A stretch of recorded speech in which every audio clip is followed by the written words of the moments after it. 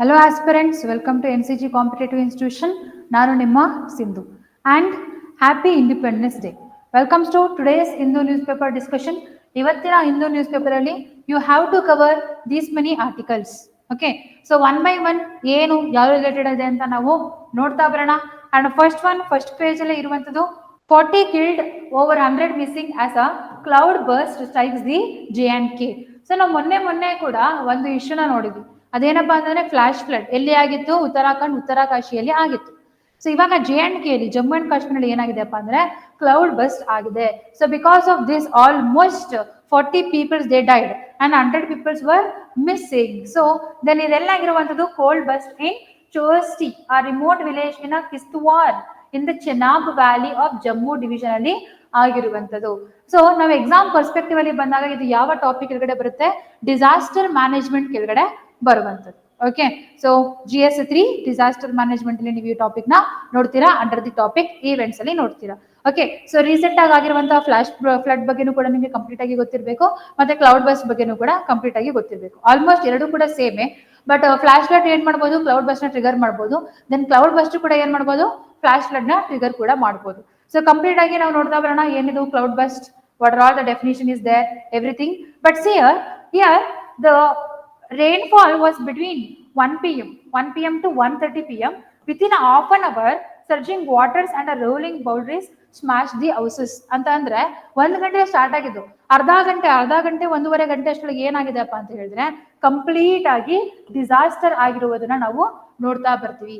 So that means what is the definition of the cloud burst? Cloud burst is defined as rainfall exceeding 10 centimeter. So remember it, 10 centimeter ಅಥವಾ ನಾವು ಅದನ್ನ ಕರಿತೀವಿ 100 mm ಅಂತಾನೂ ಕೂಡ ಕರಿತೀವಿ, 100 millimeter within an hour. So it is typically over a small area around 10 to 30 square meters. So you see here the cloud burst ಅಲ್ಲಿ ನೋಡಿದಾಗ ನೀವು ಇಲ್ಲಿ ಒಂದು ದೊಡ್ಡದೊಂದು ಕ್ಲೌಡ್ ಇರುವಂತದ್ದು, ಅದರಿಂದ ವಾಟರ್ ಬೀಳ್ತಾ ಇದೆ ಅಥವಾ ರೈನ್ಫಾಲ್ ಬೀಳ್ತಾ ಇದೆ. So with high speed. So what it is doing? It is causing the devastation on the earth. ಎಲ್ಲೆಲ್ಲಿ ಬೀಳುತ್ತೋ ನದಿಗಳಲ್ಲಿ ಬಿದ್ದರೆ ಅದೇನಾಗುತ್ತಪ್ಪ ಅಂದ್ರೆ ನದಿಗಳಿಂದ ಫ್ಲಡ್ ಕಾಸ್ ಆಗುತ್ತೆ.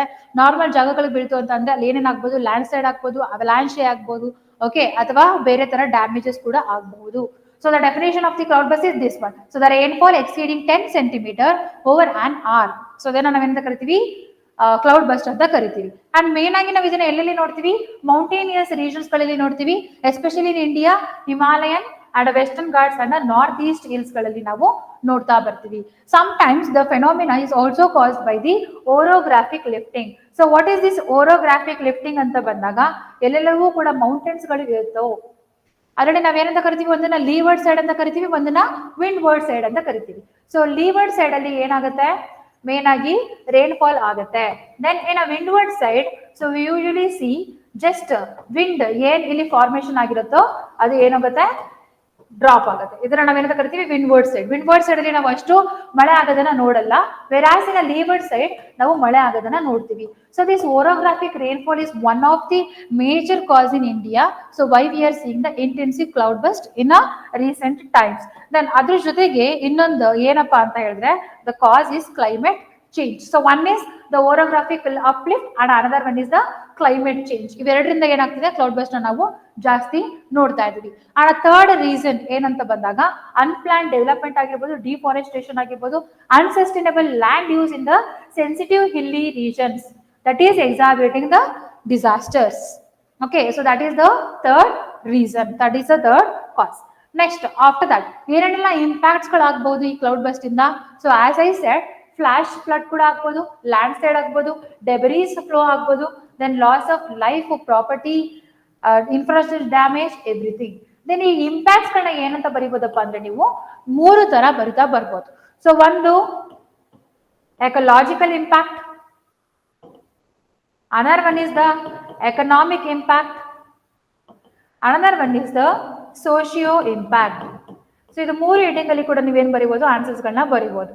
ಸೊ ಎಕಲಾಜಿಕಲ್ ಇಂಪ್ಯಾಕ್ಟ್ ಅಲ್ಲಿ ನಾವೇನ್ ನೋಡ್ತೀವಿ, ಡಿಸ್ಟ್ರಾಕ್ಷನ್ಸ್ ಆಫ್ ದಿ ಬಯೋಡೈವರ್ಸಿಟಿ ಆಗಿರ್ಬೋದು, ಇಲ್ಲಿ ರೀಜನ್ ಚೇಂಜ್ ಆಗೋದಿರ್ಬೋದು, ಅಥವಾ ಕ್ಲೈಮೇಟ್ ಚೇಂಜ್ ಇಂದ ಆಗುವಂತ ಕಾನ್ಸಿಕ್ವೆನ್ಸಸ್ಗಳು ಕ್ಲೌಡ್ ಬಸ್ಟ್ ಇಂದ ಆಗುವಂಥದ್ದು, ಅದೆಲ್ಲವೂ ಕೂಡ ನೀವು ಎಲ್ಲಿ ಬರ್ಬೋದು, ಎಕಲಾಜಿಕಲಿ ಬರೀಬಹುದು.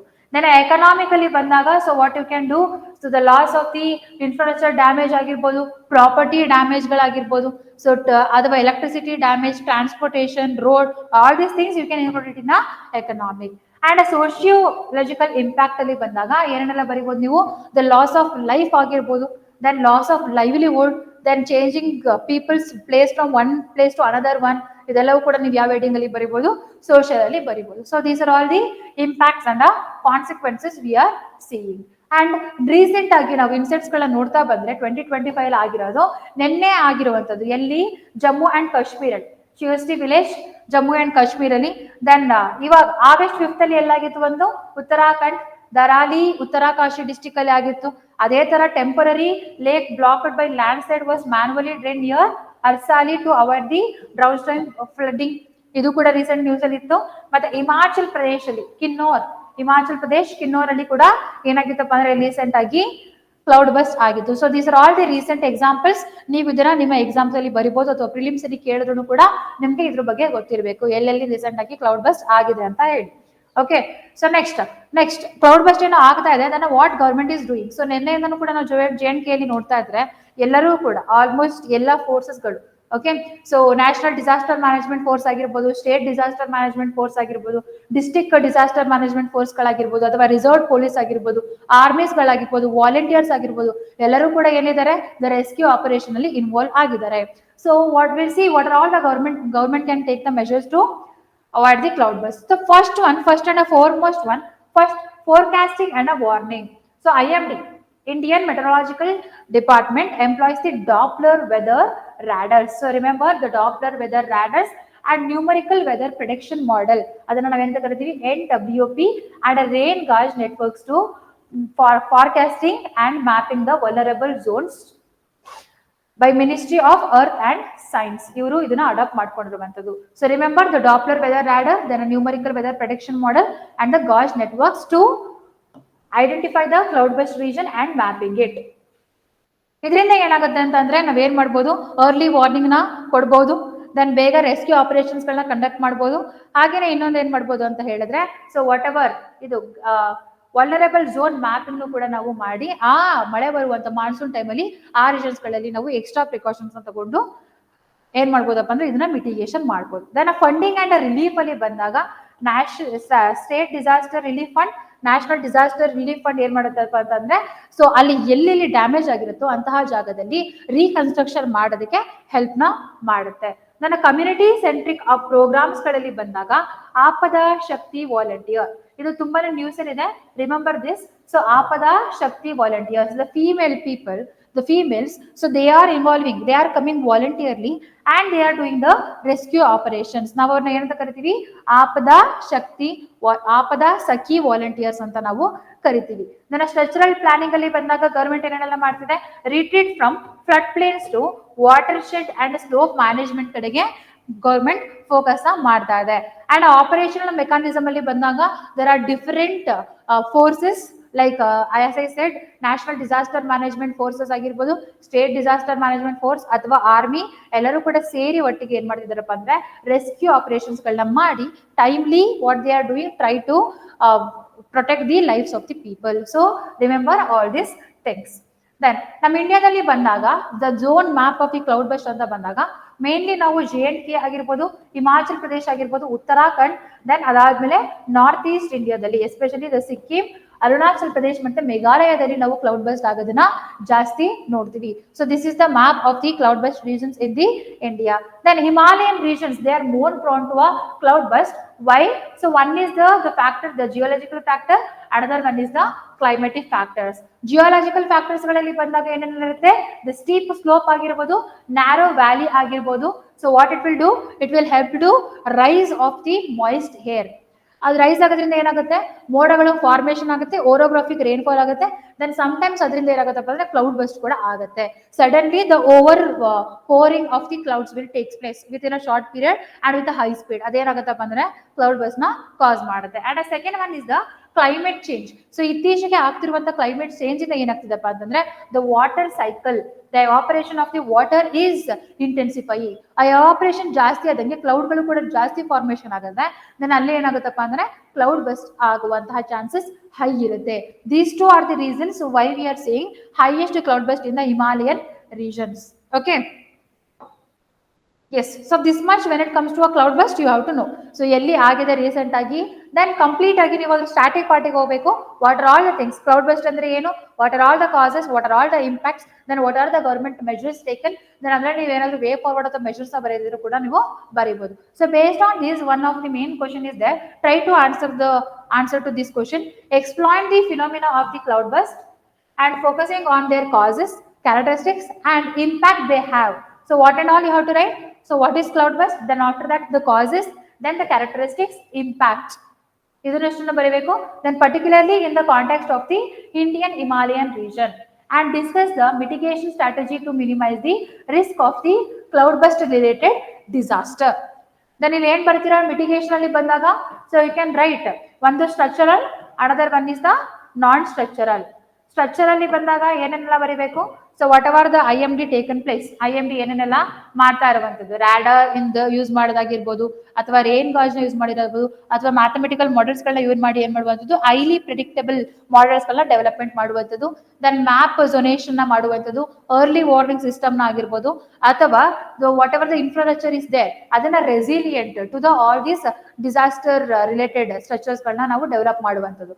ಅಂಡ್ ನಾನ್ ಸ್ಟ್ರಕ್ಚರಲ್ಸ್ ಅಲ್ಲಿ ಬಂದಾಗ ಏನೇನೆಲ್ಲ ಬರೀಬಹುದು ನೀವು, how it will impacts the people, then ಆ ಪೀಪಲ್ಸ್ ಗಳಿಗೆ, ಜನಗಳಿಗೆ ಯಾವ ತರ ಸಹಾಯನ ಮಾಡುವಂಥದ್ದು, the coordination between all the agencies, ಏನ್ ಮಾಡ್ಬೇಕು ಕ್ವಿಕ್ ಆಗಿ whatever the rescue operation is there ಅದನ್ನ ಕೂಡ ಮಾಡಬೇಕು, ಮಿಟಿಗೇಷನ್ಸ್ ಮಾಡಬೇಕು.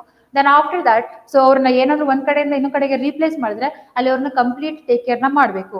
ದೆನ್ ಪುನಃ ಅವ್ರು ವಾಪಸ್ ಅವ್ರ ಜಾಗಕ್ಕೆ ಬಂದು ಅವ್ರ ಲೈವ್ಲಿಹುಡ್ ನ ಏನ್ ಮಾಡುವ ತರ ಪುನಃ ಕಟ್ಕೊಳ್ಳೋ ತರ ಮಾಡ್ಬೇಕು, ಅಥವಾ ಯಾವ ಜಾಗದಲ್ಲಿ ಇರ್ತಾರೋ ಅಲ್ಲಿ ಅವ್ರಿಗೆ ಏನಾಗ್ಬೇಕಪ್ಪ ಅಂತಂದ್ರೆ ತುಂಬಾ ಚೆನ್ನಾಗಿ ಲೈವ್ಲಿಹುಡ್ ಗಳು ಅಥವಾ ಬೇರೆ ಫೆಸಿಲಿಟೀಸ್ ಗಳು ಸಿಗಬೇಕು. ಸೊ ನೀವು ಈ ತರ ಬರ್ದ್ರಿ ಅಂತ ಹೇಳಿದ್ರೆ ಒಂದು ಸ್ಟ್ರಕ್ಚರ್ ಆಗಿ 250 ಮಾರ್ಕ್ಸ್ ಗೆ 250 ವರ್ಡ್ಸ್ ಅಲ್ಲಿ 15 ಮಾರ್ಕ್ ಗೆ ಬರೆದ್ರೆ almost you will get 9 to 10 marks in a UPSC examination and in a KPSC and all you will get a 12 marks, around 12 marks you will get. So ಅಷ್ಟನ್ನ ಬರೆದ್ರೆ ಸಾಕು. Okay, so ಇದ್ರ related ಒಂದು answer ನ ಇವತ್ತೇ ಬರೆದು prepare ಮಾಡ್ಕೊಡಿ. Okay, so last week ನಾವು ಯಾವ್ದ್ರ ಬಗ್ಗೆ ಡಿಸ್ಕಸ್ ಮಾಡಿದ್ವಿ, ಫ್ಲಾಶ್ ಫ್ಲಡ್ ಬಗ್ಗೆ ಡಿಸ್ಕಸ್ ಮಾಡಿದ್ವಿ, ಅದನ್ನು ಕೂಡ ಇಟ್ಕೊಳ್ಳಿ, ಕ್ಲೌಡ್ ಬಸ್ಟ್ ಕೂಡ ಇಟ್ಕೊಳ್ಳಿ. ದೆನ್ ಪುನಃ ಏನಾದ್ರು ಬೇರೆ ಯಾವ್ದಾದ್ರು ಇವೆಂಟ್ ಆದ್ರೂ ಕೂಡ ಅದನ್ನು ಕೂಡ ಡಿಸ್ಕಸ್ ಮಾಡೋಣ. ಅವಾಗ 1 by 1 ನೋಟ್ ಮಾಡ್ಕೊಂಡು ನಿಮ್ಮ ಮೇನ್ಸ್ ಎಕ್ಸಾಮಿನೇಷನ್ಗೆ ಮತ್ತೆ ಪ್ರಿಲಿಮಿನರಿ ಎಕ್ಸಾಮಿನೇಷನ್ಗೆ ಒಟ್ಟಿಗೆ ತಯಾರಿನ ನಡೆಸಿ. Next, second one, there are 2 articles in today's Hindu newspaper you must cover. So one is the ceremonial head. The governors as a chancellors do more harm than a good in a university. So you have to cover this article. The ಇದರಲ್ಲಿ ಬರುತ್ತೆ GS2 ಪೊಲಿಟಿಯಲ್ಲಿ ಬರುವಂತದ್ದು. Okay, executive authorities ಗಳ ಕೆಳಗಡೆ ನಾವು ಇದನ್ನ topics ಗಳನ್ನ ನೋಡ್ತಾ ಬರ್ತೀವಿ. So whatever the governor issue is there, ಇದು ತುಂಬಾ ಹಳೆಯದಿಂದಲೂ ಕೂಡ ನ್ಯೂಸ್ ಅಲ್ಲಿ ಇರುವಂತದ್ದು. ಪ್ರತಿ ಸರಿನೂ ಕೂಡ ಇಲ್ಲಾದ್ರೂ ಕೂಡ ಒಂದ್ ತಿಂಗಳಲ್ಲಿ ಒಂದ್ಸರಿ ಏನಾದ್ರು ನೀವು ಗವರ್ನರ್ ರಿಲೇಟೆಡ್ ಆರ್ಟಿಕಲ್ಸ್ ಗಳನ್ನ ನ್ಯೂಸ್ ಪೇಪರ್ ಅಲ್ಲಿ ನೋಡ್ತಾ ಬರ್ತೀರಾ. ಸೊ ಗವರ್ನರ್ ಬಗ್ಗೆ ಏನೆಲ್ಲ ನ್ಯೂಸ್ ಅಲ್ಲಿ ಇದೆಯೋ ಅದ್ರ ಬಗ್ಗೆ ಕಂಪ್ಲೀಟ್ ನೋಟ್ಸ್ ಇಟ್ಕೊಂಡು ನೀವು ಪ್ರಿಪೇರ್ ಆಗುವಂತದ್ದು it's a best strategy. Okay, so what they are saying, the author what is saying, so supreme Court of India criticise Tamil Nadu Governor R.N. Ravi in April for delaying a bill passed by the state legislature, including those on universities. So Tamil Nadu ಮತ್ತೆ ಕೇರಳ ಆಗಿರ್ಬೋದು, West Bengal ಆಗಿರ್ಬೋದು, ಇಲ್ಲೆಲ್ಲವೂ ಕೂಡ ನಾವು general ಆಗಿ ಏನ್ ನೋಡ್ತೀವಪ್ಪ ಅಂತಂದ್ರೆ the governor and state government issues ಗಳನ್ನ ನೋಡ್ತಾ ಬರ್ತೀವಿ. So supreme court recently criticized also and also it gave some judgment, it gave some recommendation, so how the governor should act. Okay, so ಅದನ್ನು ಕೂಡ ನಾವು ನೋಡ್ತಾ ಬರೋಣ. ಸೊ ಇಲ್ಲಿ ಯಾವ ಬಿಲ್ ನ ಪಾಸ್ ಮಾಡಿದಾರಪ್ಪ ಅಂದ್ರೆ ಒಂದು ಸ್ಟೇಟ್ ರಿಲೇಟೆಡ್ ಬಿಲ್ ಕೂಡ ಪಾಸ್ ಮಾಡಿದ್ದಾರೆ, ಮತ್ತೆ ಯೂನಿವರ್ಸಿಟಿ ರಿಲೇಟೆಡ್ ಬಿಲ್ ಕೂಡ ಗವರ್ನರ್ ಏನ್ ಮಾಡಿದ್ರಪ್ಪ ಅಂದ್ರೆ ಡಿಲೇ ಮಾಡಿದರೆ, ಸೈನ್ ನ ಕೊಡ್ತಾ ಇಲ್ಲ. ಅದಕ್ಕೋಸ್ಕರ ಇವ್ರು ಏನ್ ಹೇಳ್ತಿದ್ದಾರೆ ಅಂತ ಹೇಳಿದ್ರೆ author, so is A ceremonial head, the governor is A ceremonial head, but as a chancellor ಅವ್ರು ಏನ್ ಮಾಡ್ತಾರಪ್ಪ ಅಂದ್ರೆ he will do more harm than a good in a university. So what are all the harms he can do? So complete ಆಗಿ ಈ article ಅಲ್ಲಿ discuss ಮಾಡಿದ್ದಾರೆ, ನಾವು ಕೂಡ ಅದನ್ನ ನೋಡ್ತಾ ಬರೋಣ. Okay, so the governor often acted as a chancellor of the state universities, leading to a tensions with the elected state government. So what are all the tensions? We will see.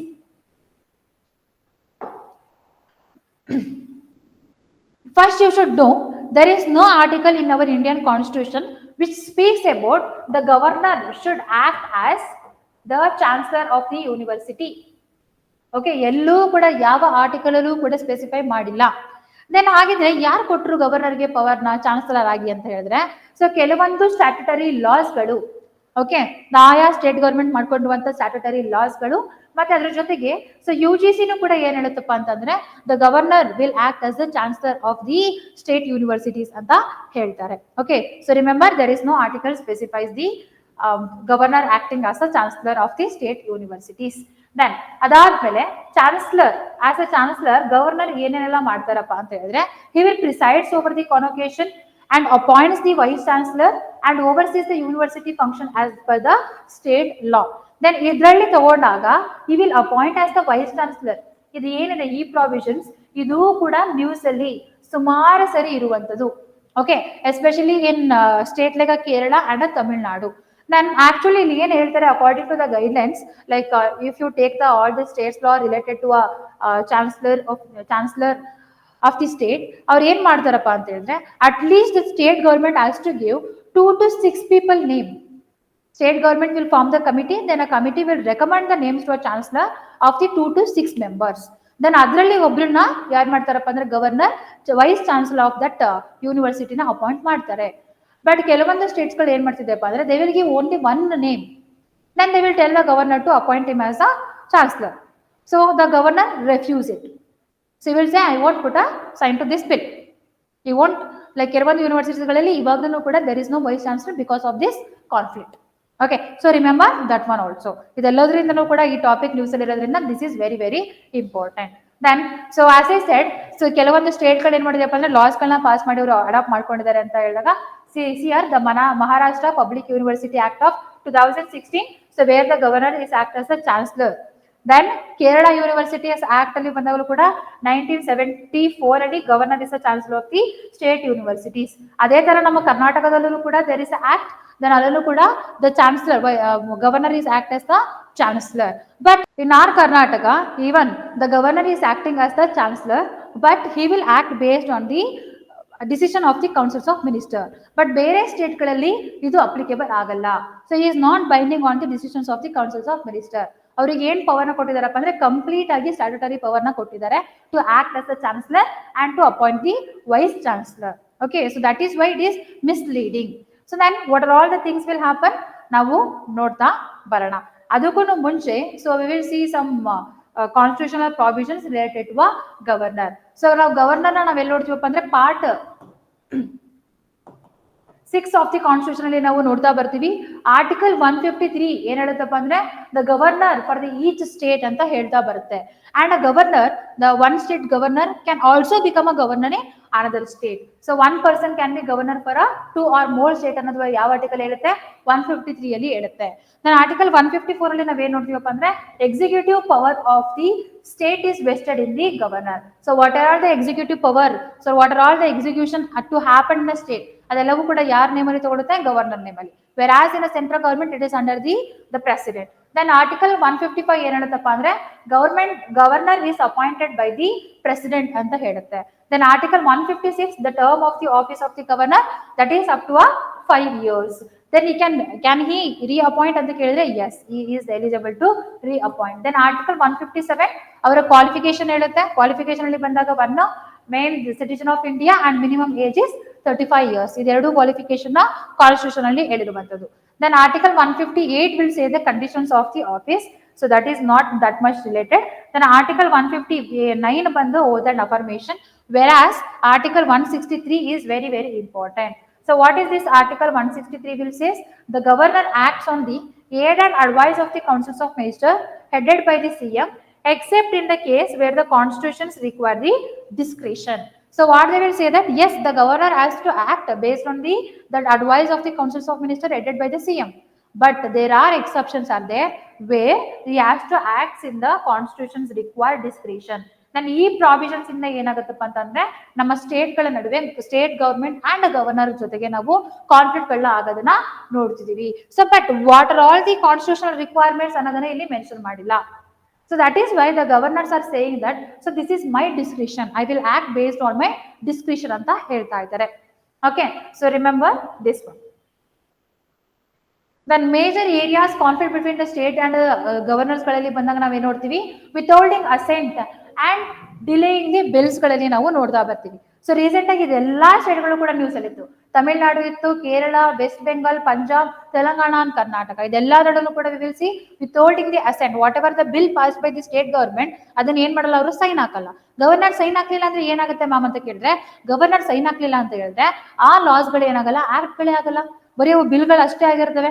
So governor sign is very very important. So what they are doing, they are delaying. So article number 200 and article number 201 will speaks about this giving assent to a.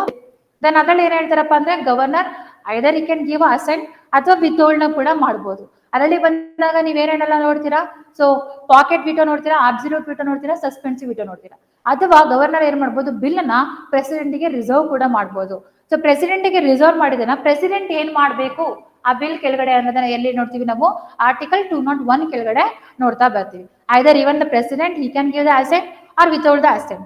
So you can use the pocket veto, absolute veto ಅಥವಾ suspensive veto, ಯಾವ್ದನ್ನ ಬೇಕಾದ್ರೂ ಕೂಡ use ಮಾಡಬಹುದು. ಅದನ್ನ ನಾವೆಲ್ಲಿ ನೋಡ್ತೀವಿ, article 200 and article 201.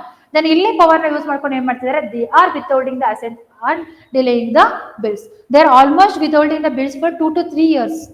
Okay, so because why in these articles they do not mention the time period. ಇಲ್ಲಿ ಏನ್ ಮೆನ್ಷನ್ ಮಾಡಿಲ್ಲ, ಟೈಮ್ ಪೀರಿಯಡ್ ನ ಮೆನ್ಷನ್ ಮಾಡಿಲ್ಲ. So because of this the supreme Court also gave some judgement. ಎರಡೆಲ್ಲ judgement ನ ಕೊಟ್ಟಿದೆ, that is recent ಆಗಿ 8 April 2025 ಅಲ್ಲಿ ಕೊಟ್ಟಿರುವಂತದ್ದು. ಇದು ಕೂಡ ನಿಮ್ಮ ಎಕ್ಸಾಮ್ಸ್ ಗೆ ಇಂಪಾರ್ಟೆಂಟ್ ಆಗಿರುತ್ತೆ. State of Tamil Nadu versus governor of Tamil Nadu. So supreme court said that no pocket veto or absolute veto. Pocket veto ಆಗ್ಲಿ ಅಬ್ಸಲ್ಯೂಟ್ ವಿಟೋ ಆಗ್ಲಿ ಇವ್ರು ಏನ್ ಮಾಡ್ಬೋದು, ಫಾರ್ ಅನ್ಲಿಮಿಟೆಡ್ ಟೈಮ್ ಇವ್ರು ಏನ್ ಮಾಡ್ಬೋದು, ಯೂಸ್ ಮಾಡಬಾರ್ದು. Governors can not indefinitely stall a bills or reserve repass one for the president approval. So ತುಂಬಾ ದಿನಗಳ ಕಾಲ ಏನ್ ಇಟ್ಕೋಬಾರ್ದು, ಆ ಬಿಲ್ ನ ಇಟ್ಕೋಬಾರ್ದು. ಮತ್ತೆ ಯಾವ್ದು ಬಿಲ್ ಸಸ್ಪೆನ್ಸಿವ್ ವಿಟೋ ಯೂಸ್ ಮಾಡಿ ಸ್ಟೇಟ್ ಗವರ್ಮೆಂಟ್ ಇಂದ ಪಾಸ್ ಆಗಿರುತ್ತೋ ಅದನ್ನ ತಗೊಂಡೋಗಿ ಪ್ರೆಸಿಡೆಂಟ್ ಡಿಸ್ಕ್ರಿಷನ್ ಗೆ ಇಡಬಾರ್ದು. So that's the first thing. And a second thing they said that mandatory timelines under article 200. So what are all the mandatory timelines? That is the three things. One is 1 month if acting on the council's advice whether to withhold or a reserves. So if he is acting based on the council's advice, then that time so he will get a 1 month time period, and a 3 months if the acting contrary to the council's advice. Okay, ಅದೇನಾದ್ರೂ ಕೂಡ councils of ministers ಏನ್ ಹೇಳ್ತಾ ಇದಾರೋ ಅದಕ್ಕೆ opposite ಆಗಿತ್ತು ಅಂತ ಹೇಳಿದ್ರೆ, then so he can withhold the bill for 3 months and a 1 month to assent if the bill is represented after the reconsideration. ಅಕಸ್ಮಾತ್ ಅವ್ರು ಏನಾದ್ರು ಸಸ್ಪೆನ್ಸಿವ್ ವಿಟೋ ಯೂಸ್ ಮಾಡಿ ಬಿಲ್ ನ ವಾಪಸ್ ಕಳಿಸಿದ್ರೆ, ಆ ಬಿಲ್ ಪುನಃ ಪಾಸ್ ಆದ್ರೆ ಸ್ಟೇಟ್ ಲೆಜಿಸ್ಲೇಟಿವ್ ಅಸೆಂಬ್ಲಿಲಿ, ಅಂತಹ ಟೈಮಲ್ಲಿ so governor will get a 1 month time to put a sign. So this is a recent one who said that the supreme court said that. Okay, ಅದನ್ನ ಅಪ್ಲಿಕೇಬಲ್ ಆಗ್ತಾ ಇದೆಯಾ? Again same thing, same issue is going on. So ನೀವು ಇದನ್ನ ಏನ್ ಮಾಡಬಹುದು, ನಿಮ್ಮ answers ಅಲ್ಲಿ ಅಥವಾ ಫಿಲಿಮ್ಸ್ ಅಲ್ಲಿ ಬಂದಾಗ ನೀವು you must remember this thing. Okay, so next ಅದು ಅಲ್ದಾನೆ ಬರೀ ಬಿಲ್ ನಷ್ಟೇ ಅವರು ಹೋಲ್ಡ್ ಮಾಡ್ತಿದಾರ, ಅದು ಅಲ್ದಾನೆ ಬೇರೆ ಬೇರೆ ಇಶ್ಯೂಸ್ ಗಳನ್ನ ನಾವೇನ್ ನೋಡ್ತಾ ಇರ್ತೀವಿ. ಒಂದು ಸೂಪರ್ ಲೆಜಿಸ್ಲೇಚರ್ ಅಥವಾ political interference. Governors presumed veto powers or indefinite inaction effectively undermining the elected state government. This has raised concerns over the breach of cooperative federalism. So ಏನಕ್ಕೆ ಇಲ್ಲಿ ಬ್ರೀಚ್ ಆಫ್ ಕೋಆಪರೇಟಿವ್ ಫೆಡರಲಿಸಮ್ ಅಂತ ಹೇಳ್ತಾ ಇದ್ದಾರೆ ಅಂತ ಹೇಳಿದ್ರೆ, governor appointment ಮಾಡೋದು ಯಾರು? President. President ಎಲ್ಲಿದ್ದಾರೆ? Centre. Then usually like president ಆಗಿರ್ಬೋದು, ಗವರ್ನರ್ ಆಗಿರ್ಬೋದು, ನ್ಯೂಟ್ರಲ್ ಆಗಿರ್ಬೋದು, but they will support the ruling party. Then governor state ಅವ್ರು ಆಗಿರೋದ್ರಿಂದ ಸ್ಟೇಟ್ ರೂಲಿಂಗ್ ಪಾರ್ಟಿನ ಅವ್ರು ಏನ್ ಮಾಡ್ಬೇಕು? ಸಪೋರ್ಟ್ ಮಾಡಬೇಕು. ಬಟ್ ಎಲ್ಲಿ the central government is different from the state government, the political party is different, ಅಲ್ಲಿ ಈ ಕಾನ್ಫ್ಲಿಕ್ಟ್ ಗಳನ್ನ ನಾವು ನೋಡ್ತಾ ಬರ್ತೀವಿ. ಯಾಕಂತ ಹೇಳಿದ್ರೆ, so they will listen to the central government, the central political party, not the state. ಅಂತ ಕಡೆ ಏನಾಗುತ್ತಪ್ಪ ಅಂದ್ರೆ, the whatever the federalism will say both the centre and state they have to work coordinately, ಅದೇನಾಗುತ್ತೆ vanish ಆಗ್ತಾ ಬರ್ತಿರುತ್ತೆ. And third issue ನಾವ್ ಏನ್ ನೋಡ್ತೀವಪ್ಪ ಅಂತ ಹೇಳಿದಾಗ, ಒಂದು academic governance dispute. Academic governance dispute ಅಲ್ಲಿ ಮೇನ್ ಆಗಿ this chancellor issue, whether the chancellor governor ಆಗ್ಬೇಕಾ, ಗವರ್ನರ್ ಆಗ್ಬಾರ್ದ. And second one vice chancellor appointment, ಅದನ್ನ ಗವರ್ನರ್ ಡಿಸ್ಕ್ರಿಷನ್ ಇಲ್ಲ, ಸ್ಟೇಟ್ ಗವರ್ಮೆಂಟ್ ಏನ್ ಹೇಳುತ್ತೋ ಅದನ್ನ ಕೇಳಬೇಕು. So these three are the issues usually we will see every month in the newspaper. So ಇದ್ರ ಬಗ್ಗೆ ಕಂಪ್ಲೀಟ್ ಆಗಿ ನಾನು ಹೇಳ್ತಾ ಬರ್ತಿದ್ದೀನಿ, ನೀವು ಕಂಪ್ಲೀಟ್ ಆಗಿ ತಿಳ್ಕೊಳ್ಳಿ.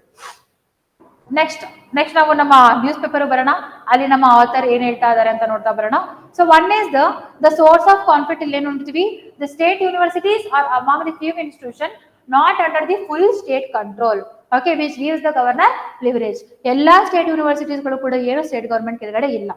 They have like some state universities are autonomous, they will take their own decision. Then ಎಲ್ಲಾ state ಯೂನಿವರ್ಸಿಟೀಸ್ಗಳು ಕೂಡ ಗವರ್ನರ್ ಅಪಾಯಿಂಟ್ಮೆಂಟ್ ಮಾಡೋದ್ರಿಂದ ಗವರ್ನರ್ಗೆ ಏನಿದೆ ಅಡ್ವಾಂಟೇಜ್ ಇದೆ ಅಂತ ಹೇಳ್ತಾ ಇದ್ದಾರೆ. Then so the chancellor use political tool to influence the university functioning. So ಯೂನಿವರ್ಸಿಟೀಸಲ್ಲಿ ಏನೇ ಫಂಕ್ಷನ್ಸ್ ಆಗ್ಬೇಕಾದ್ರೂ ಕೂಡ ಅದು ಹೊಸದೊಂದು ರೂಲ್ಸ್ ರೆಗ್ಯುಲೇಷನ್ಸ್ ತರಬೇಕು ಅಥವಾ ಏನೋ ಒಂದು ಮೀಟಿಂಗ್ಗಳನ್ನ ಮಾಡಬೇಕು, ಅದೆಲ್ಲದನ್ನು ಕೂಡ ಏನ್ ಮಾಡ್ತಾರೆ, ಇಲ್ಲಿ ಗವರ್ನರ್ ಇನ್ವಾಲ್ವ್ ಆಗಿ ಅವರ ಪೊಲಿಟಿಕಲ್ ಅಜೆಂಡಾನ ಏನ್ ಮಾಡ್ಬೋದು, ಇಲ್ಲಿ ಅವರು ಹೇಳ್ಬಹುದು ಅಥವಾ ಅದನ್ನ ಇಂಪ್ಲಿಮೆಂಟ್ ಮಾಡೋದಕ್ಕೆ ಟ್ರೈ ಮಾಡ್ಬೋದು. So that's the thing is saying. ನಾನು ಈ ಚಾನ್ಸಲರ್ ಆಗಿ ನಾವು ಏನ್ ಅಪಾಯಿಂಟ್ಮೆಂಟ್ ಮಾಡ್ತಿದೀವಿ ಅದು ನಾವು ಅಡಾಪ್ಟ್ ಮಾಡ್ಕೊಟ್ರದಲ್ಲ, ಬ್ರಿಟಿಷರ್ಸ್ ಅವರು ಇಂಟ್ರೊಡ್ಯೂಸ್ ಮಾಡಿರೋದು. ಯಾವಾಗ 1857 ಅಲ್ಲಿ ಇಂಟ್ರೊಡ್ಯೂಸ್ ಮಾಡಿದ್ದು. ಬಟ್ ಆ ಲೆಗಸಿನ ನಾವೇನ್ ಮಾಡ್ತಾ ಇದೀವಿ, ಇನ್ನ ಕಂಟಿನ್ಯೂ ಮಾಡ್ತಾ ಇದೀವಿ ಅಂತ ಇಲ್ಲಿ ಎಡಿಟರ್ ಹೇಳ್ತಾ ಬರ್ತಾರೆ. ಅಂಡ್ ಕರೆಂಟ್ ಇಶ್ಯೂಸ್ ಗಳಲ್ಲಿ ನಾವು ನೋಡ್ತಾ ಬಂದ್ರೆ ಏನೆಲ್ಲ ನೋಡ್ತಿದ್ವಿ, the chancellor role become the politicise and causing the frequent central state conflicts ಗಳನ್ನ ನೋಡ್ತಿದ್ವಿ. Then appointment of the vice chancellor are often flash points. Then governors with hostility relations to a state government sometimes uses the role to block or delay the policies. So because of this, he will delay the policies of the state government. So that is these are the current issues we are seeing. Then regulatory framework ಅಲ್ಲಿ ಬಂದಾಗ UGC ನು ಕೂಡ ಏನ್ ಹೇಳಿದೆಪ್ಪ ಅಂತಂದ್ರೆ, so it will give the governor as a chancellor ಅಂತ ಹೇಳ್ಬಿಟ್ಟಿದೆ. Then ಕೆಲವೊಂದು state governments ಕೂಡ ಏನ್ ಮಾಡಿದಾರಪ್ಪ ಅಂದ್ರೆ ಲಾಸ್ ಗಳ ಅಮೆಂಡ್ಮೆಂಟ್ ಮಾಡಿ ಅವರನ್ನು ಕೂಡ ಚಾನ್ಸಲರ್ ಯಾರು ಅಂತ ಹೇಳಿದ್ರೆ ಗವರ್ನರ್ ಅಂತ ಹೇಳಿದ್ದಾರೆ. So what they have to do, they have to change it now. Okay, ಯಾಕೆ, to bring the transparency in the state education system, the state universities, or to reduce the burden of the governor. Okay, then also the thing is that whatever he is doing, that is the extra legislature activities he is doing, then ಅದನ್ನ ಏನ್ ಮಾಡಬಹುದು, ನಾವು ಕಡಿಮೆ ಮಾಡ್ತಾ ಬರಬಹುದು. Okay, next author ಏನ್ ಹೇಳ್ತಿದ್ದಾರೆ, the ceremonial role of the governor as a chancellor as to become the counterproductive and recommends depoliticizing the post, giving the universities more autonomy, involving the professional educators in the governance. ಗವರ್ನರ್ನ ಬಿಟ್ಟು ಯಾರಾದ್ರೂ professional educators ಯಾರಿದಾರೋ ಅವರಿಗೆ ಈ ಪವರ್ನ ಕೊಡಿ, ಗವರ್ನರ್ಗೆ ಕೊಡೋದು ಬೇಡ ಅಂತ ಇಲ್ಲಿ author ಹೇಳ್ತಾ ಇರುವಂತದ್ದು. So you can use that one in your conclusion part or in a way forward, you can use this. So based on this there is a one question, the governor's statutory role as the chancellors of the state universities has become the flashpoint in the central state relation. Discuss in the light of the constitutional provision and recent controversies. Okay, so you have to discuss here. So what are all the things, what is the positive, what are the negatives, what are all the constitutional provisions, everything you have to discuss here. Okay, so next and a third important article ಇವತ್ತಿನ news paper ಅಲ್ಲಿ ನೀವು ಯಾವುದನ್ನ cover ಮಾಡಬೇಕಪ್ಪ ಅಂತ ಹೇಳಿದ್ರೆ, so that is also related to a Hindu newspaper editorial, that is only united action can stop the hyacinth invasion. What is this hyacinth, water hyacinth ಕೇಳಿರ್ತಾರೆ ಎಲ್ಲರೂ ಕೂಡ. ಸೊ ಈ ಟಾಪಿಕ್ ಎಲ್ಲಿ ಬರುತ್ತೆ, GS3 ಎನ್ವಿರಾನ್ಮೆಂಟ್ ಅಲ್ಲಿ ಬರುತ್ತೆ. Okay, biodiversity topic, invasive species ಕೆಳಗಡೆ ನೀವು ಇದನ್ನ ನೋಡ್ತಾ ಬರ್ತೀರಾ. So series water hyacinth, how beautiful this plant is. Okay, ಎಷ್ಟು ಚೆನ್ನಾಗಿದೆ ನೋಡಿ, ನೀರೊಳಗಡೆ ಬೆಳೆಯುತ್ತೆ, green colour leaf, then this lavender and purplish flower. Okay, so ಇದನ್ನ ಇಂಟ್ರೊಡ್ಯೂಸ್ ಮಾಡಿದ ಯಾರು ನಮ್ಮ ಇಂಡಿಯಾದಲ್ಲಿ, ಬ್ರಿಟಿಷರ್ಸ್. ಏನಕ್ಕೆ, for ornamental purpose they introduce it in our India. Okay, so this is introduce in India during the colonial times as the ornamental plant. But ಇವಾಗಿನ it is one of the most invasive weed in India.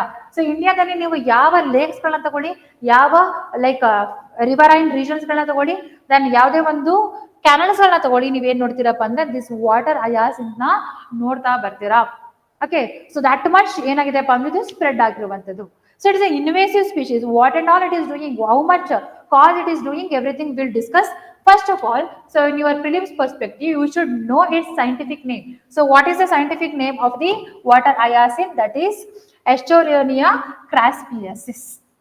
So that is the scientific name of the water hyacinth. Then, so in Indian water, almost 2 lakh hectares of the inland waters, they are covered by this water hyacinth plant. Then ಯಾವ್ದೆಲ್ಲ rivers ಗಳಾಗಿರ್ಬೋದು, lakes ಗಳಾಗಿರ್ಬೋದು, canals ಗಳಾಗಿರ್ಬೋದು, ಒಂದೇ ಸರಿ ಈ water ಅಯಾಸ್ ಇಂದ cover ಆದ್ರೆ they will look like this. See so you want find the water only.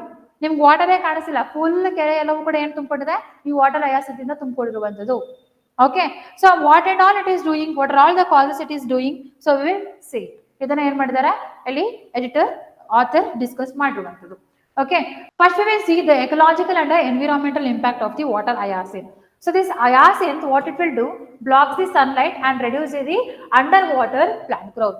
So ಮೇಲ್ಗಡೆ ಸರ್ಫೇಸಸ್ ಅಲ್ಲೆಲ್ಲವೂ ಕೂಡ ಏನ್ ನೋಡ್ತೀವಿ ನಾವು, ಈ ವಾಟರ್ ಹಯಾಸಿಂತ್ ಪ್ಲಾಂಟ್ ಇರೋದನ್ನ ನೋಡ್ತೀವಿ. So it will block the sunlight. So see this picture on you can see ಎಷ್ಟು ಮಟ್ಟಿಗೆ ಅದು ಹರಡ್ಕೊಂಡಿದೆ. ನನ್ನ ಕೆಳಗಡೆ ಇರುವಂತಹ ಇದು ನೀರ್, ಈ ಪ್ಲಾಂಟ್ ಕೆಳಗಡೆ ಇರುವಂತಹ ಸ್ಪೀಶೀಸ್ ಗಳ ಕಥೆ ಏನು. Okay, so you can see it here. Next it depletes. ಇದರಿಂದ ಏನಾಗುತ್ತಪ್ಪ ಅಂದ್ರೆ ಆಕ್ಸಿಜನ್ ಡಿಪ್ಲೀಟ್ ಆಗುತ್ತೆ, ಅಲ್ಲಿ ಕೆಳಗಡೆ ಇರುವಂತಹ ಫಿಶ್ ಗಳೆಲ್ಲವೂ ಕೂಡ ಸಾಯ್ತಾ ಬರ್ತವೆ. Then after that it is increases the mosquito breeding ground. And ಇದರಿಂದ ಏನಾಗುತ್ತಪ್ಪ ಅಂತಂದ್ರೆ ಪಬ್ಲಿಕ್ ಹೆಲ್ತ್ ಇಶ್ಯೂಸ್ ಗಳು ಆಗ್ತಾ ಬರುತ್ತೆ. And it will also adds to the ecological asphyxiation, that is oxygen depletion in the water. ನಾನು ಇದರಿಂದ ಏನಾಗುತ್ತಪ್ಪ ಅಂತಂದ್ರೆ ಅಲ್ಲಿ ಯೂಟ್ರೋಫಿಕೇಶನ್ ಕೂಡ ಜಾಸ್ತಿ ಆಗ್ಬೋದು, ಮತ್ತೆ ಎಂಟೈರ್ ಅಕ್ವಾಟಿಕ್ ಫುಡ್ ವೆಬ್ಸ್ ಏನಾಗ್ಬೋದು, ಡಿಸ್ಟರ್ಬ್ ಆಗಬಹುದು. So that means it has the high threaten in the biodiversities, fisheries and ಅಗ್ರಿಕಲ್ಚರ್ಗೆ ತುಂಬಾನೇ ಥ್ರೆಟ್ ಇರುವಂತದ್ದು. Okay, so there is a case studies in Kerala, that is in Kuttanad region. The Kuttanad region of Kerala is called as the rice bowl of Kerala ಅಂತಾನು ಕೂಡ ಕರೀತಾರೆ. ಇಲ್ಲಿ ಏನ್ ಆಗಿದೆಪ್ಪ ಅಂತ ಹೇಳಿದ್ರೆ ಕಂಪ್ಲೀಟ್ ಆಗಿ ಇರಿಗೇಷನ್ ಚಾನಲ್ಗಳು ಬ್ಲಾಕ್ ಆಗಿದೆ, ಫಿಶಿಂಗ್ ಏರಿಯಾ ಬ್ಲಾಕ್ ಆಗಿದೆ. ದೆನ್ ಅದಾದ್ಮೇಲೆ ವಾಟರ್ ಫ್ಲೋ ಏನಾಗಿದೆ ಅದು ಕೂಡ ಕಡಿಮೆ ಆಗ್ತಾ ಬರ್ತಿದೆ. And it is chokes the fields. ಯಾವ ಫೀಲ್ಡ್ಸ್? ರೈಸ್ ಫೀಲ್ಡ್ ಕೂಡ ಇದು ಎಂಟರ್ ಆಗ್ಬಿಟ್ಟಿದೆ ಇವಾಗ. Okay, whatever the rice field is there, the rice bowl of Kerala, ಅಲ್ಲೂ ಕೂಡ ಎಂಟರ್ ಆಗಿ ಅಲ್ಲಿ ಇರುವಂತಹ ಕ್ರಾಪ್ಸ್ ಕೂಡ ಇದು ಏನ್ ಮಾಡ್ತಿದೆ, ಡ್ಯಾಮೇಜ್ ಮಾಡ್ತಾ ಇದೆ. And it is disturbing the aquatic transportation. Okay, ಈಸಿಯಾಗಿ. ಸೊ ವೆಂಬನಾಡು ಲೇಕ್ ಆಗಿರ್ಬೋದು, ಕುಟ್ಟನಾಡು ರೀಜನ್ಸ್ ಆಗಿರ್ಬೋದು, ಇಲ್ಲೆಲ್ಲವೂ ಕೂಡ ಇನ್ ಲ್ಯಾಂಡ್ ವಾಟರ್ ವೇಸ್ ಆರ್ತೆ. So the people are moving through the ports. ಅಲ್ಲೂ ಕೂಡ ಏನಾಗ್ತಿದೆ, ಪ್ರಾಬ್ಲಮ್ಯಾಟಿಕ್ ಆಗ್ತಾ ಇದೆ, ಈಸಿಯಾಗಿ ಮೂವ್ ಆಗಕ್ಕೆ ಆಗ್ತಾ ಇಲ್ಲ. It is blocking the road and increases the fishing efforts and the cost. So ಈ ತರ ಏನಾಗ್ತಿರೋದ್ರಿಂದ because of all these things, whatever the species are there under this lake reduce ಆಗ್ತಾ ಬರ್ತಿರುತ್ತೆ. The people who are depending on this area for their livelihood, okay, to like why what they will do, they will catch the fish and they're earning some money. Avu kuda impact agtidya? Yes, it is impacting. So that is it. The fisher folks face the reduced fish catch and damaging to equipment.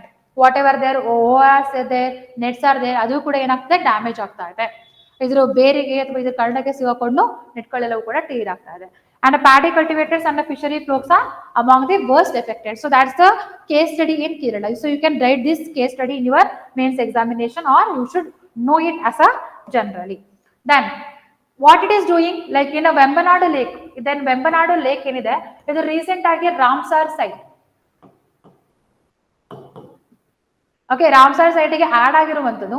ನಾವ್ ಏನಾದ್ರೂ ಕೂಡ water ಬಾಡಿಯಲ್ಲಿ ಬಂದಾಗ the largest Ramsar site ಯಾವುದು ಅಂದ್ರೆ ಅದು ಕೂಡ Vembanad lake, ಅದು ಕೂಡ ಎಲ್ಲಿದೆ, ಕೇರಳದಲ್ಲಿದೆ. ಅದನ್ನು ಕೂಡ ನಾವೇನ್ ನೋಡ್ತಾ ಇದೀವಪ್ಪ ಅಂತಂದ್ರೆ, so because of this hyacinth it is also releasing the toxins. What toxins mainly it is the giving, that is the methane. So methane ಏನಾಗ್ತದೆಪ್ಪ ಅಂತಂದ್ರೆ ಈ ವೆಂಬನಾಡು ಲೇಕ್ ಅಲ್ಲಿ ಜಾಸ್ತಿ ಆಗಿ ಪ್ರೊಡ್ಯೂಸ್ ಆಗ್ತಾ ಇದೆ. What is this methane? This is the one of the green house gas. Then it has the potential 25 times more than the CO2. Okay, 25 times more potential than the CO2. It is causing the highest global warming. Then ಅದರಿಂದ ಏನಾಗುತ್ತಪ್ಪ ಅಂದ್ರೆ ಆ region ಅಲ್ಲಿ heat ಏನಾಗುತ್ತೆ, trap ಆಗಿ then other consequences ಗಳು ಜಾಸ್ತಿ ಆಗ್ತಾ ಬರ್ತಿದೆ. Okay, so these two you can write it in your examination. This is what the author is discussing. Then ಹಾಗಿದ್ರೆ ಈ water ಹಯಾಸಿಂತ್ it is not only restricted to Kerala, it is not only restricted to Karnataka. All over India, if you take all the rivers or all the lakes, you will see the water hyacinth. Then what are all the possible solution we can take? ಅದನ್ನು ಕೂಡ ಇಲ್ಲಿ ಹೇಳ್ತಾ ಬರ್ತಿದ್ದಾರೆ. ಒಂದು, scaling of the proven experiment. So then ಈ proven experiment ಅಲ್ಲಿ some states like ಯಾವುದು, Odisha and Assam. Odisha, Assam and West Bengal, what they do, so they converted hyacinth into a usable product. So usable products like what? They did the handicraft, baskets, biofuel, compost, paper, ಬೋರ್ಡ್ಸ್ಗಳು ಇದನ್ನೆಲ್ಲವೂ ಕೂಡ ಏನ್ ಮಾಡಿದ್ದಾರೆ ಮಾಡ್ತಾ ಇದ್ದಾರೆ using water hyacinth. So seeing hyacinth as a invasive species, ಅದನ್ನ complete ಆಗಿ destruction ಮಾಡೋದ್ರ ಬದಲು ಅವ್ರು ಏನ್ ಮಾಡ್ತಿದ್ದಾರೆ ಅದರಿಂದಾನೇ ತಗೊಂಡು ಕ್ರಾಫ್ಟ್ ಗಳನ್ನ ಮಾಡ್ತಿದ್ದಾರೆ. ಸೊ ಯು ಹರ್ಡ್ ಇಟ್ ಕನ್ನಡದಲ್ಲಿ, ಓಕೆ, ಕಸದಿಂದ ರಸ. So that is what they are doing here. Okay, then second one, so whatever they are doing that is restricted to a small area and people they do not have that much of awareness. ನಾವು ಇದನ್ನ ಏನ್ ಮಾಡಬೇಕು scale up ಮಾಡಬೇಕು ಅಂತ first point ಅಲ್ಲಿ ಹೇಳ್ತಾ ಇದ್ದಾರೆ. So see here that is like best example you are seeing. Okay, ನೀವು ಮೇನ್ಸ್ ಆನ್ಸರ್ ರೈಟಿಂಗ್ ಬರೀಬೇಕಾದ್ರೆ ನೀವು ಈ ತರ ಪಾಯಿಂಟ್ಸ್ ಗಳೆಲ್ಲ ಬರೆದ್ರಿ ಅಂತಂದ್ರೆ seriously the examiner will get inspire. ಎಷ್ಟು ಚೆನ್ನಾಗಿ ಬರೆದಿದ್ದಾನಪ್ಪ ಈ ಹುಡುಗ ಈ ಹುಡುಗಿ, ಓಕೆ ಇವನಿಗೆ ಎಕ್ಸ್ಟ್ರಾ ಮಾರ್ಕ್ಸ್ ಕೊಡಲ್ಲ ಅಂತ ಹೇಳಿ. ದೆನ್ ಇದೆಲ್ಲವೂ ಕೂಡ ನಿಮಗೆ ಟೆಕ್ಸ್ಟ್ ಬುಕ್ ಓದೋದ್ರಿಂದ ಸಿಗಲ್ಲ. ಇದೆಲ್ಲದ್ರೂ ಕೂಡ ಎಲ್ಲಿ ಸಿಗುತ್ತೆ ನಿಮಗೆ ಕರೆಂಟ್ ಅಫೇರ್ಸ್ ಓದೋದ್ರಿಂದನೇ ಸಿಗುವಂಥದ್ದು, ಎಡಿಟೋರಿಯಲ್ಸ್ ಗಳನ್ನ ಓದೋದ್ರಿಂದ ಸಿಗುತ್ತೆ, ದೆನ್ ಅದನ್ನ ನೋಟ್ ಮಾಡ್ಕೊಳ್ಳೋದ್ರಿಂದ ನಿಮಗೆ ಸಿಗುತ್ತೆ.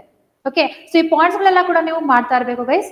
ಸೊ ಅದಕ್ಕೋಸ್ಕರ ನಾವು ನಮ್ಮ ಕ್ಲಾಸ್ ಅಲ್ಲಿ ಪ್ರತಿಯೊಂದನ್ನು ಕೂಡ ಕವರ್ ಮಾಡ್ತಾ ಇದೀವಿ. ನಮ್ಮ ಕ್ಲಾಸ್ ನ ಮಿಸ್ ಮಾಡ್ದಾನೆ ನೋಡಿ. Okay, so second one national policy framework. Then whatever we are seeing ಅದೆಲ್ಲವೂ ಕೂಡ ಏನಾಗಿದೆ ಅಂದ್ರೆ we are restricted to one thing like invasive species ಗಳನ್ನೆಲ್ಲ ಅವಾಯ್ಡ್ ಮಾಡಬೇಕು. ಯಾವ್ದ್ರ ಕೆಳಗಡೆ ಬಯೋಡೈವರ್ಸಿಟಿ ಆಕ್ಟ್ ಕೆಳಗಡೆ. But it is not only included to one sector, it is not limited to one sector. It is having a potential in agriculture, fisheries, public work, environment and a health sector.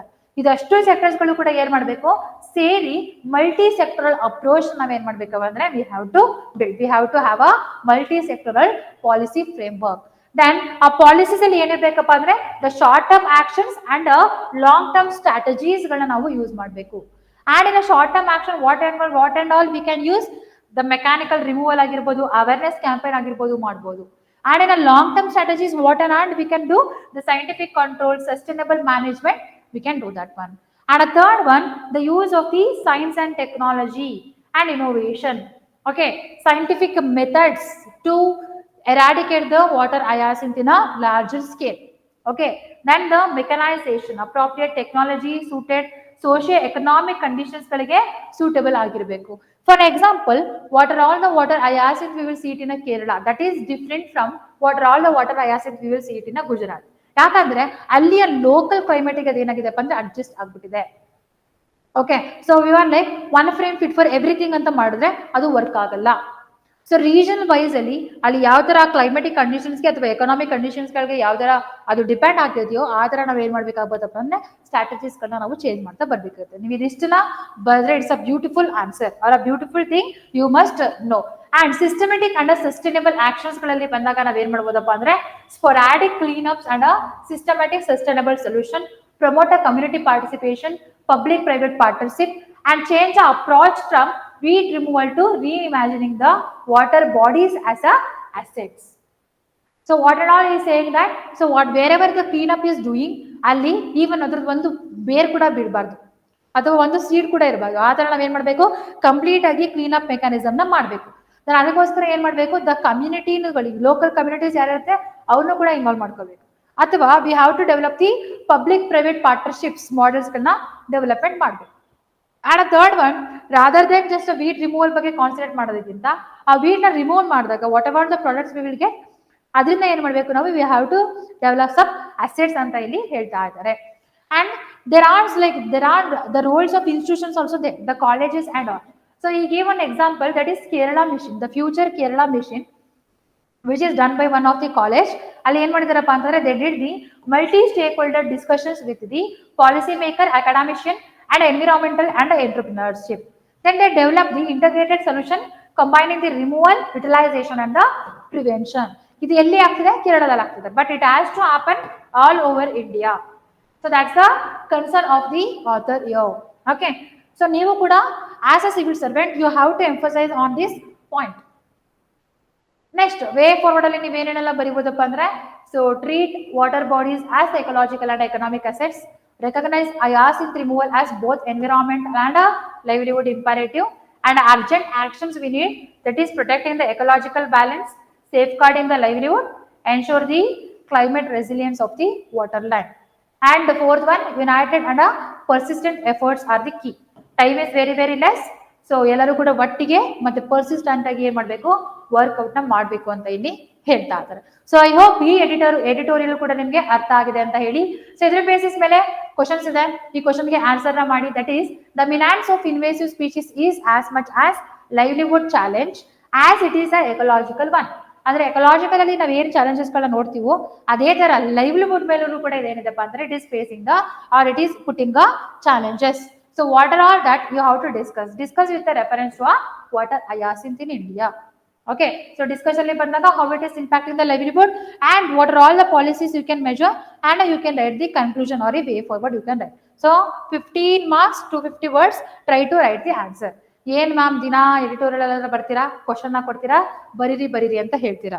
So ಎಷ್ಟು ಬರೆಯೋದು ನಾವು news ಪೇಪರೇ ಓದಬೇಕು, ನಾನು ನಿಮ್ಮ ಕ್ಲಾಸ್ನ ಕೇಳಬೇಕು, ಬರಿಬೇಕಂತ ಕೇಳಿದ್ರೆ so it is better relay on one source. Daily ನಮ್ಮ ಕ್ಲಾಸ್ನ ಕೇಳಿ ನಾನು ಈ ಕ್ವಶನ್ಸ್ಗಳನ್ನ ಏನೋ ಕೊಟ್ಟಿರ್ತೀವಿ ಅದಕ್ಕೆ ಆನ್ಸರ್ನ ಬರೀ. ದೆನ್ ಇದರ PDF Kannada and English PDF ಎರಡೂ ಕೂಡ ನಮ್ಮ ಟೆಲಿಗ್ರಾಮ್ ಚಾನಲ್ ಅಲ್ಲಿ ಇದೆ.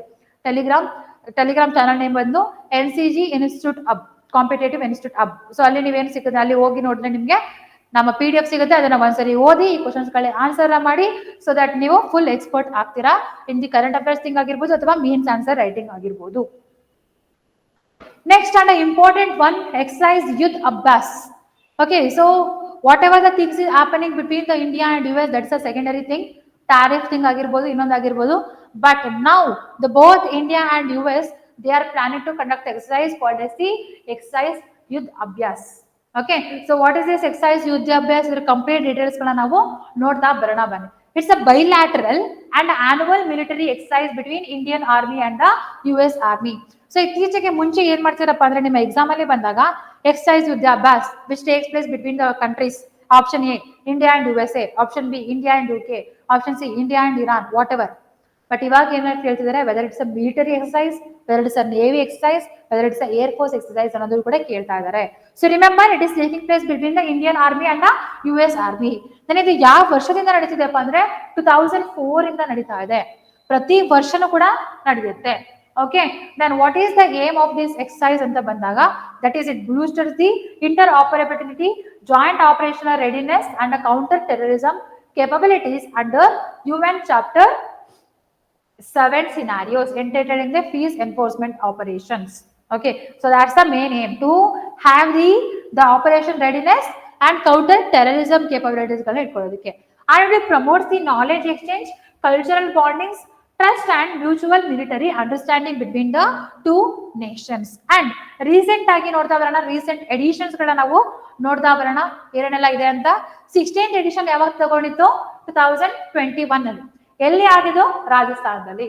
ಓಕೆ, ರಾಜಸ್ಥಾನದಲ್ಲಿ. ಅಂಡ್ 17th edition ಅದು ಕೂಡ 2021 ಅಲ್ಲಿ ಆಗಿರುವಂತದ್ದು. That's a joint base. Okay, so it is 2021 ಅಲ್ಲಿ ನಡೆದಂತದ್ದು. ಅಲ್ಲಿ ಎಲ್ಲಿ ನಡೆದಿತ್ತು, ಜಾಯಿಂಟ್ ಬೇಸ್ ಎಡ್ನಲ್ಫಮ್ ರಿಚ್ಮಂಡ್ಸನ್ ಅಲಾಸ್ಕಾದಲ್ಲಿ ನಡೆದಿತ್ತು. ನಾನು ಆಫ್ಟರ್ ದಟ್ 2022 ಅಲ್ಲಿ 18th ಎಡಿಷನ್ ನಡೆದಿತ್ತು. ಅದು ಎಲ್ಲಿ ನಡೆದಿತ್ತು, that is in Uttarakhand. So C are the alternative the India and US ಇಲ್ಲಿ ನಾವು ಎಕ್ಸರ್ಸೈಸ್ ಎಲ್ಲ ಆಗ್ತಿರೋದನ್ನ ನೋಡ್ತಾ ಇದ್ವಿ. ಅಂಡ್ 19th ಎಡಿಷನ್ 2023 ಅಲ್ಲಿ ಅದು ಕೂಡ ಎಲ್ಲಿ ನಡೆದಿತ್ತು, ಫಾರ್ಟ್ ವೇಲ್ವಿಟ್ ಅಲಾಸ್ಕಾದಲ್ಲಿ ನಡೆದಿರೋದನ್ನ ನೋಡ್ತಾ ಇದೀವಿ. And 20th edition last year 2024 ಅಲ್ಲಿ ಆಗಿದ್ದು. ಸೊ 2024 ಅಲ್ಲಿ ಎಲ್ಲಾಗಿತ್ತಪ್ಪ ಅಂತ ಕೇಳಿದ್ರೆ, so that is in the Apache Prachand Rudra. Okay, so that is happened in ಇಂಡಿಯಾದಲ್ಲಿ ರಾಜಸ್ಥಾನದಲ್ಲಿ ಆಗಿರುವಂತದ್ದು. ದೆನ್ ವಾಟ್ ಎವರ್ 2024 ಅಲ್ಲಿ 20th ಎಡಿಷನ್ ಏನ್ ನಡೆಯಿತೋ that is the largest till date. Okay, so remember that almost 600 soldiers they participated. That is the largest till date. And ಈ ಸರಿ 21st edition ನಡೀತಾ ಇದೆ 2025 ಅಲ್ಲಿ. ಎಲ್ಲಿ ಅಂತ ಕೇಳಿದ್ರೆ ದಟ್ ಈಸ್ ಇನ್ ದಿ ಅಲಾಸ್ಕಾದಲ್ಲಿ ನಡೀತಾ ಇರುವಂತದ್ದು. So it will happen between 1st to 14th September. Then over 400 Indian troops were participating from the Madras regiment. So remember this one also. So whatever the consequences are happening, what are all the geopolitical issues are happening, ಅದ್ರ ಜೊತೆಗೇನೆ India and USA both are agreed to conduct the exercise Yudh Abhyas. Okay, so that is why it is relevant. So whatever ಏನೇ ಮಾಡಿದ್ರು ಕೂಡ, so India always work towards protecting the India's interest. Okay, so that we are also having, we want US also. US ನಮ್ಮ tariff ಆಯಿತು ಅಂತ ಹೇಳಿ ನಾವು full ಅವ್ರ complete ಆಗಿ ಎನಿಮೀಸ್ ಗಳ ತರ ನೋಡ್ತಾ ಇಲ್ಲ. Okay, so in a diplomacy everything will work. ಯಾವ ತರ ವರ್ಕ್ ಆಗ್ತದೆ ನಾವು ನೋಡ್ಬೇಕು. ಅಂಡ್ ಸೆಪ್ಟೆಂಬರ್ ಅಲ್ಲಿ ಈ ಅಭ್ಯಾಸ ಆದ್ಮೇಲೆ ಏನೇನೆಲ್ಲ ಆಯಿತು, ಯಾವುದೆಲ್ಲ ಎಕ್ಸಸೈಸ್ ಅಲ್ಲಿ ಪಾರ್ಟಿಸಿಪೇಟ್ ಮಾಡಬೇಕಾದ್ರೆ ಏನೇನೆಲ್ಲ ಇನ್ಸ್ಟ್ರೂಮೆಂಟ್ಸ್ಗಳನ್ನ ಯೂಸ್ ಮಾಡಿದ್ರು, ಅದೆಲ್ಲವೂ ಕೂಡ ನಾವು ಅವಾಗ ನೋಡ್ತೀವಿ. ಬಟ್ ಆಸ್ ಇಫ್ ನಾವು you should know, so these many editions you should know. And 20th edition is the largest one. And 21st edition ಈ ಸರಿ ನಡೆಯುತ್ತೆ. ಎಲ್ಲಿ ನಡೆಯುತ್ತೆ? US ಅಲಾಸ್ಕಾದಲ್ಲಿ ನಡೆಯುತ್ತೆ. ಸೊ ಇಷ್ಟನ್ನ ನೀವು ತಿಳ್ಕೊಳ್ಳಿ. And a last article of the day, that is like President Draupadi Murmu and our Defense Minister Rajnath Singh ಅವರಿಬ್ಬರೂ ಕೂಡ ನಿನ್ನೆ ಏನ್ ಮಾಡಿದಾರಪ್ಪ ಅಂತಂದ್ರೆ, in the evening of the 79th independence day they address the people of India. Then ಅಲ್ಲಿ ಏನ್ ಹೇಳಿದ್ದಾರೆ, so that is also important. You can write this one in your examination, or as a citizen of India you should know what our president said. And ಇವತ್ತು complete ಆಗಿ ನಿಮ್ಗೆ ಎಲ್ಲಾ ಕಡೆ ಇವತ್ತು ನಮ್ಮ PM ಏನ್ ಹೇಳ್ತಾರೆ, ರೆಡ್ ಫೋರ್ಟ್ ಮುಂದೆ ಏನ್ ಮಾಡ್ತಾರೆ, ಭಾಷಣ ಮಾಡ್ತಾರೆ. ಅಲ್ಲಿ ಏನೇನ್ ಹೇಳ್ತಾರೆ ಅದೆಲ್ಲವೂ ಕೂಡ ನಿಮ್ಗೆ ಎಲ್ಲಾ ನ್ಯೂಸ್ ಪೇಪರ್ ಅಲ್ಲೂ ಕೂಡ ಸಿಗುತ್ತೆ. ಬಟ್ ನಿನ್ನೆ president said what president said or whatever the defense minister said, so you should know. So Draupadi Murmu said that Operation Sindoor will be remembered as an example of humanity fight against the terrorism. It will stay in the world ಅಂತ ಹೇಳ್ತಾ ಇದ್ದಾರೆ. And it marked as a test case for the self resilience in Indians defense. Yes, so Indians defense ಅಲ್ಲಿ ಬಂದಾಗ ನಾವು self resilience ಇದೆ ಅಂತ ತೋರಿಸ್ತಾ ಇದೆ. And it will also send a clear message, that is India will not be the aggressor but it will retaliate to defend its citizen. So India ಯಾವುದೇ ಕಾರಣಕ್ಕೂ ಈ ತರ ಟೆರರ್ ಅಟ್ಯಾಕ್ ಆಗಿರ್ಬೋದು ಅಥವಾ ಸುಮ್ಮನೆ ಯಾರ ಮೇಲೆ ಹೋಗಿ ಕಾಲ್ ಕೇಳ್ಕೊಂಡು ಜಗಳಕ್ಕೆಲ್ಲ ಹೋಗಲ್ಲ. ಬಟ್ ನಮ್ಮ ವಿಷಯಕ್ಕೆ ಬಂದ್ರೆ ನಾವೇನ್ ಮಾಡಲ್ಲ, ಸುಮ್ಮನೆ ಇರಲ್ಲ. So that is what this statement is saying. And strategic clarity and technical capability enabled elimination of the terrorist up across the border. So whatever the strategic clarity we have in our Indian defense sector and our approach and our technical capabilities, what it did, so border ಅಲ್ಲಿ ಇರುವಂತಹ ಎಲ್ಲಾ basis ಗಳನ್ನು ಕೂಡ destroy ಮಾಡೋದಕ್ಕೆ help ಮಾಡಿದೆ ಅಂತ ಹೇಳ್ತಾ ಇದ್ದಾರೆ. And so Draupadi Murmu, what she is saying, the president, she is emphasizing on the unity. At least after this terror attack, we are all the citizens of India. So whether you are from a different state, different language, different ethnicity, so we are all should stay unitedly ಅಂತ ಇಲ್ಲಿ emphasise ನ ಮಾಡ್ತಾ ಇದ್ದಾರೆ. And they highlighted the India's democratic traditions ಆಗಿರ್ಬೋದು, then India's universal adult suffrage, constitutional role ಎಲ್ಲದೂ ಕೂಡ ಬಗ್ಗೆ highlight ಮಾಡಿದ್ದಾರೆ. And also she expressed the vision of India to become the developed economy by 2047. ಈ ತರ ಕೀ ಪಾಯಿಂಟ್ಸ್ ಗಳನ್ನ ಏನ್ ಮಾಡುವಂಥದ್ದು ನಿಮ್ಮ ಎಕ್ಸಾಮ್ ಅಲ್ಲಿ ಕೇಳುವಂಥದ್ದು. So developed economy by 2047 and a 3 trillion economy by 2027. Okay, all these things ಇವರೆಲ್ಲರೂ ಕೂಡ ಏನು ಸ್ಪೀಚ್ ಅಲ್ಲಿ ಹೇಳ್ತಾರೋ ಅದು ಡೈರೆಕ್ಟ್ ಆಗಿ ನಮ್ಮ ಎಕ್ಸಾಮ್ಸ್ ಅಲ್ಲಿ ಬರುತ್ತೆ. So remember that one. And also she call for the zero tolerance policy towards the corruption and the improving the governance. So for that she said that one of the Gandhi's quote, that is corruption and hypocrisy are obstacle to self resilience. ಇದನ್ನ ಹೇಳಿದ್ದಾರೆ. Okay, ಇದ್ರ basis ಮೇಲೆ ಏನ್ ಮಾಡ್ಬೋದು ನಿಮ್ಮ exam ಅಲ್ಲಿ, whether it's a PSI examination or KPSC examination ಅಥವಾ UPSC examination, ethics ಅಲ್ಲಿ ಅಥವಾ SI ಅಲ್ಲಿ, ಇದ್ರ ಮೇಲೆ ಕ್ವಶನ್ಸ್ ಕೇಳ್ತಾರೆ.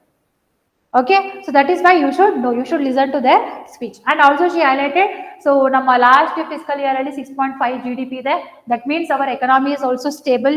ದೆನ್ ಎಲ್ಲಾ ದೇಶಗಳು ಕಂಪೇರ್ ಮಾಡಿದ್ರೆ ನಮ್ಮ ಎಕನಾಮಿ ಚೆನ್ನಾಗಿ ನಡೀತಿದೆ ಅಂತ ಹೇಳ್ತಿದ್ದಾರೆ. ಅಂಡ್ ಸೋಷಿಯಲ್ ಎಂಪವರ್ಮೆಂಟ್ ಬಗ್ಗೆನೂ ಕೂಡ ಹೇಳಿದ್ದಾರೆ. ಟೆಕ್ನಾಲಜಿನ ಯೂಸ್ ಮಾಡ್ತಿರೋದಾಗಿರ್ಬೋದು, uplift the marginal sector, then equal opportunity for all. Then she also emphasise the women role in operation Sindoor. All these things she said. Then our Defense Minister Rajnath Singh, he gave the points like Operation Sindoor was precise and a balanced military response under India's new vision. So he said this one also, and he has also said that it shows the India's depth results against the terrorism. Terrorism na control ಮಾಡೋದಕ್ಕೆ India ಏನ್ ಮಾಡ್ತಿದ್ದಾರೆ ನಮ್ಗೆ ಏನು ಗೊತ್ತಾಗುತ್ತೆ, operation Sindoor ಇಂದ ಗೊತ್ತಾಗ್ತದೆ. Then complete destruction of terrorist network ನ ತೆಗೆಯೋದಕ್ಕೆ ಇಂಡಿಯಾ ವರ್ಕ್ ಮಾಡ್ತಿದೆ. And also he emphasized on artificial intelligence use ಮಾಡುವಂಥದ್ದು ಎಲ್ಲಿ, ಸೆಕ್ಯೂರಿಟಿಯಲ್ಲಿ. Then for this, so we have India AI mission for inclusive technology use benefits the common citizen and improve governance. So ನಿಮ್ಗೆ ಕೇಳ್ಬೋದು what is this India's AI mission ಅಂತ ಕೇಳ್ಬೋದು. Okay, so India's AI mission that is like inclusive technology use to benefit the all the citizens of India. So that's the thing. So your ಹೇಳಿರೋ speech in the these are all important thing. Then after all, so we'll come to today's event, that is 79th Independence Day. ನಮ್ಗೆ ಯಾವಾಗ independence ಬಂದಿತ್ತು ಎಲ್ಲರಿಗೂ ಸಹ ಗೊತ್ತು, 15th August 1947 ಅಲ್ಲಿ. Then ಈ ಸರಿ ಬಂದಾಗ what is the theme of this independence day ಅಂತ ಬಂದಾಗ theme is that Naya Bharat. Very very important guys. Naya Bharat vision for a developed India by 2047. Okay, then ಇವತ್ತು ಏನ್ ಮಾಡ್ತಾರಪ್ಪ ಅಂದ್ರೆ ನರೇಂದ್ರ ಮೋದಿ ಅವರು ಫ್ಲಾಗ್ ಹಾಯಿಸ್ಟಿಂಗ್ ನ ಮಾಡ್ತಾರೆ. So you should know this.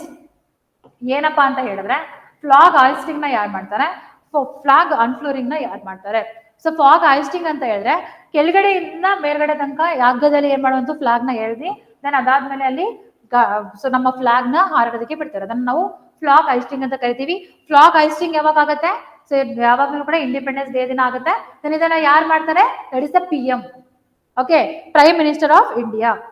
Then ನಾವು ಯಾವಾಗ ರಿಪಬ್ಲಿಕ್ ಡೇನ ಸೆಲೆಬ್ರೇಟ್ ಮಾಡ್ತೀವಿ, that is on the 26th of the January, ಅವಾಗ ಫ್ಲಾಗ್ ಅನ್ಫ್ಲೋರಿಂಗ್ ಅಂತ ಕರಿತೀವಿ. ಅದನ್ನ ಯಾರು ಮಾಡ್ತಾರೆ, ಪ್ರೆಸಿಡೆಂಟ್ ಆಫ್ ಇಂಡಿಯಾ. ಅವಾಗ ಫ್ಲಾಗ್ ನ ಮೇಲ್ಗಡೆಯಿಂದ ಕೆಳಗಡೆ ತನಕ ಹಾಯಿಸ್ಟ್ ಮಾಡಲ್ಲ. ಸೊ ಜಸ್ಟ್ ಆಲ್ರೆಡಿ ಇರುತ್ತೆ, ಹಿಂಗ್ ಒಂದು ದಾರ ಹಿಡಿತಾರೆ, ಅವಾಗ ಏನಾಗುತ್ತಪ್ಪ ಅಂದ್ರೆ ನಮ್ಮ ಬಾವುಟ ಹಾರಾಡುತ್ತೆ. ಅದನ್ನ ನಾವು ಫ್ಲಾಗ್ ಅನ್ಫ್ಲೋರಿಂಗ್ ಅಂತ ಕರಿತೀವಿ, ದಿನ ಫ್ಲಾಗ್ ಹಾಯಿಸ್ಟಿಂಗ್ ಅಂತ ಕರಿತೀವಿ. ಎಲ್ಲಿ ಮಾಡ್ತಿದ್ದಾರೆ, ರೆಡ್ ಫೋರ್ಟ್ ಅಂತ ಮಾಡ್ತಾ ಇದ್ದಾರೆ. Okay, so what and not will happen, ಯಾರೆಲ್ಲ ಪಾರ್ಟಿಸಿಪೇಟ್ ಮಾಡ್ತಾರೆ ಅದೆಲ್ಲವೂ ಕೂಡ ಇವತ್ತಿನ ನ್ಯೂಸ್ ಪೇಪರ್ ಇರುತ್ತೆ. ಅದನ್ನ ನಾವು ನಾಳೆ ಡಿಸ್ಕಷನ್ ಮಾಡೋಣ. ದೆನ್ ಇಲ್ಲಿ ಬಂದಾಗ you should remember one more thing, that is Naya Bharat logo. So whatever the NCC volunteers are there, ಅದೆಲ್ಲರೂ ಕೂಡ ಈ ಸರಿ ಏನ್ ಅವ್ರ ಯೂನಿಫಾರ್ಮ್ ಅಲ್ಲಿ ಏನ್ ಹಾಕೊಂಡಿದಾರಪ್ಪ ಅಂದ್ರೆ ನಯಾ ಭಾರತ್ ಲೋಗೋನ ಹಾಕೊಂಡಿದ್ದಾರೆ. ಇದು ಕೂಡ important. So remember the Naya Bharat. So that's the theme of this independence day event.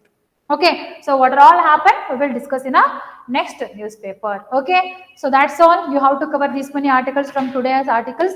ಎಲ್ಲರಿಗೂ ಸಹ ಅರ್ಥ ಆಗಿದೆ ಅಂತ ಅನ್ಕೊಂಡಿದ್ದೀನಿ. ಓಕೆ, ಸೊ ಇಷ್ಟನ್ನ ಹೇಳ್ತಾ ಇವತ್ತು ಕ್ಲಾಸ್ ನ ಎಂಡ್ ಮಾಡೋಣ. ದೆನ್ ಅದೇ ತರ ನಮ್ಮ NCG ಕಾಂಪಿಟೇಟಿವ್ ಇನ್ಸ್ಟಿಟ್ಯೂಷನ್ ಅಲ್ಲಿ UPSC, KPSC, SSC banking courses ಗಳೆಲ್ಲವೂ ಕೂಡ ಇದೆ. ಟೆಸ್ಟ್ ಸೀರೀಸ್ ಕೂಡ ಇದೆ. ಸೊ ಯಾರೆಲ್ಲರೂ ಕೂಡ ಇಂಟ್ರೆಸ್ಟ್ ಇದ್ದಾರೆ ಅವರು ಕೆಳಗಡೆ ಕಾಣಿಸಿರೋ ನಂಬರ್ ಕಾಲ್ ಮಾಡಿ ಅಥವಾ ನಮ್ಮ ಆಫ್ಲೈನ್ ಸೆಂಟರ್ ವಿಜಯನಗರದಲ್ಲಿದೆ, ಬಂದು ವಿಸಿಟ್ ಮಾಡಿ. ಪುನಃ ನಾಳೆ ಹೊಸ ಆರ್ಟಿಕಲ್ಸ್ ಜೊತೆಗೆ ನಾನು ನಿಮ್ಮ ಮುಂದೆ ಸಿಗ್ತೀನಿ. ಎಲ್ಲರಿಗೂ ಅಲ್ಲಿ ತನಕ ಎಲ್ಲರೂ take care, bye bye, and at last happy independence to all of you. Okay guys, by.